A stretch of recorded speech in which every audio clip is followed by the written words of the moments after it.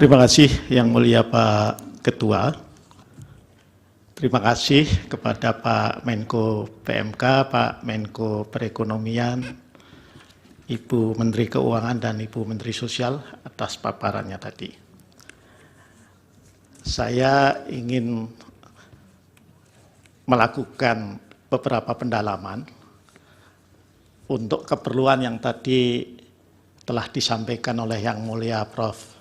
Arief Hidayat, karena memang Mahkamah harus menjawab apa yang didalilkan oleh para pemohon PHPU nomor 1 dari paslon 01 dan pemohon PHPU nomor 2 dari paslon 03. Karena itu ada sejumlah hal yang memang perlu didalami untuk menjadi pengayaan bagi Mahkamah di dalam nanti menyiapkan pertimbangan hukum yang akan menjadi dasar dari putusan Mahkamah. Yang pertama saya mohon perkenan pada Pak Menko, Pak Muhadjir. Ini saya agak grogi ini kalau ngadepi Pak Muhadjir ini, karena tenang menghanyutkan. Saya ingin memulai dari kerangka hukum tentang bansos ini. Dari kerangka peraturan teknis.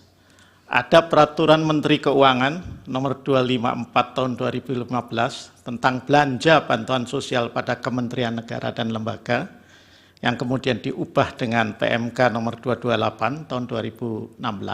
Ya. Ada juga peraturan Presiden yang tadi juga disinggung oleh Ibu Menteri Sosial, Perpres nomor 63 tahun 2017 tentang penyaluran bantuan sosial non tunai. Nah, dari kedua peraturan ini yang tadi juga telah Pak Menko PMK, Pak Menko Perekonomian dan Ibu Menkyu dan Bu Mensos paparkan tadi, bahwa bansos ini merupakan program ya, TUSI juga, tugas dan fungsi lintas kementerian dan lembaga. Nah, saya mohon penjelasan mungkin dari Pak Menko PMK atau Pak Menko Perekonomian, ya, itu agar kementerian dan lembaga mana saja yang melaksanakan program atau TUSI, tugas fungsi dari baik Perlinsos atau utamanya adalah bansos.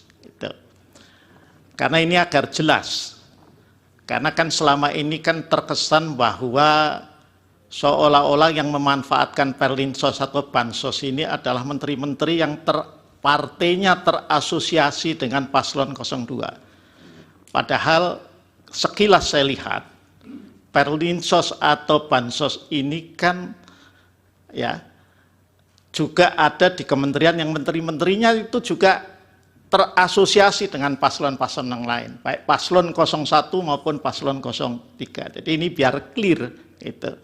Termasuk yang tadi disinggung oleh Bu Menteri Keuangan, ada juga program perlindungan sosial yang berupa BLT dana desa yang anggarannya diambil dari bagian TKD, ya, transfer ke daerah.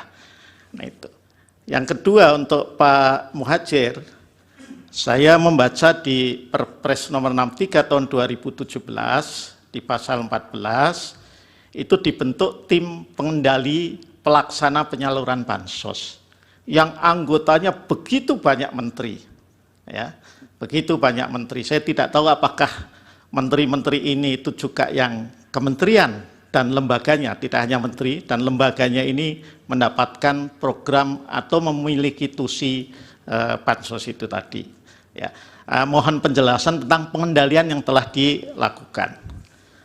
Nah, yang berikutnya ini mungkin pertanyaan untuk Bu Menteri Keuangan, karena beliau yang paling sibuk kalau sudah soal APBN, saya kira. Ya, saya ingin membandingkan Bu Menkyu, ya, antara Undang-Undang Nomor 19 Tahun 2023 tentang APBN tahun anggaran 2024 dan Undang-Undang Nomor 28 tahun 2002 tentang APBN tahun anggaran 2023. Ini ada pertanyaan ya yang dalam sidang-sidang kemarin itu juga muncul. Mengapa setelah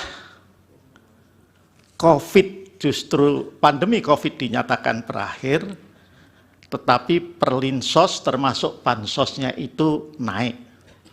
Sebagai gambaran, pada awal COVID ya, tahun 2020, anggaran perlinsos ini 498, puncak COVID 2021 468,2, kemudian ketika tahun lalu 443,4 triliun 2023, dan kemudian ini kembali naik 496. Tadi sih memang sudah dijelaskan karena faktor El Nino, tapi apakah itu hanya satu-satunya faktor?